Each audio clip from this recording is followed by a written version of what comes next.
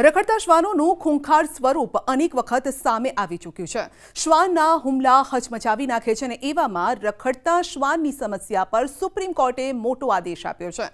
દિલ્હી એનસીઆરમાં રખડતા શ્વાનના આતંકને ઘટાડવા માટે સોમવારે સુપ્રીમ કોર્ટે મોટો આદેશ આપતા ખળભળાટ મચી ગયો, જેની ચર્ચા ચારેકોર શરૂ થઈ ગઈ છે. કારણ કે સુપ્રીમ કોર્ટે માત્ર 2 મહિનામાં દિલ્હીથી લઈને નોઈડા, ગાઝિયાબાદ સહિત સમગ્ર એનસીઆરમાંથી રખડતા શ્વાનને પકડીને સુરક્ષિત જગ્યાએ રાખવા માટે આદેશ કર્યો છે. કોર્ટે કહ્યું છે કે શ્વાનોને ઝડપથી ઉઠાવવાનું શરૂ કરો અને બીજા વિસ્તારોમાં મોકલો.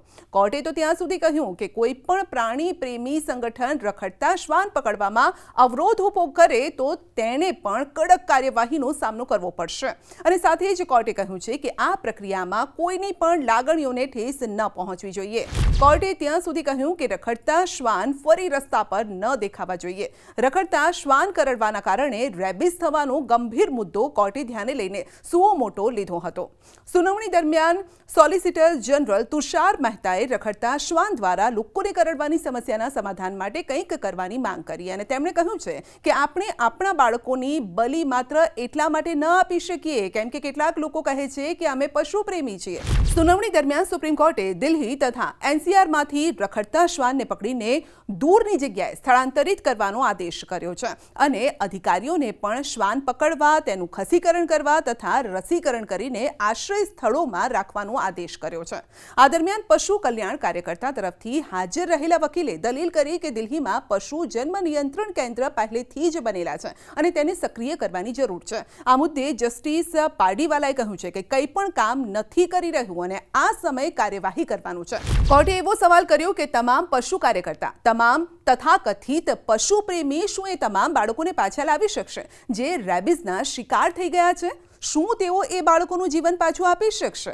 જ્યારે વકીલે કહ્યું કે કોર્ટે સ્પષ્ટ કરવું જોઈએ કે આ નિર્દેશ પાલતુ શ્વાન પર તો લાગુ નહીં થાય. જવાબમાં ખંડપીઠે કહ્યું છે કે તમારા રખડતા કૂતરા રાતોરાત પાલતુ શ્વાન ન બની જવા જોઈએ. ખંડપીઠે ત્યાં સુધી કહ્યું છે કે રખડતા કૂતરાને પકડવા માટે કંઈક જોર લગાવીને અભિયાન શરૂ કરવાની જરૂર છે. શહેરના કોઈ પણ વિસ્તાર કે બહારી વિસ્તારમાં એક પણ રખડતું કૂતરો ન જોવા મળવો જોઈએ. તુષાર મહેતાએ કહ્યું કે ખસીકરણથી કૂતરાનો જન્મ અટકાવી શકાય છે, પરંતુ તેનાથી કૂતરાની રેબિસ ફેલાવવાની ક્ષમતા ખતમ નથી થતી અને મેડિકલ સાયન્સમાં રેબિસનો કોઈ ઉપાય જ નથી. આપણે યુટ્યુબ વિડીયોમાં બાળકોને મરતા અને માતા પિતાને નિસહાય બનીને રડતા જોયા છે, કારણ કે ડૉક્ટર પણ કહે છે કે અમારી પાસે આનો કોઈ ઉપચાર જ નથી.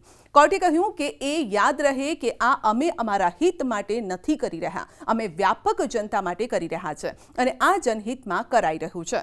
કોર્ટે કહ્યું કે રખડતા કૂતરા હટાવવાથી બાળકને એવો અનુભવ થશે કે તેઓ સાયકલ ચલાવતી વખતે અને રમતી વખતે સુરક્ષિત છે.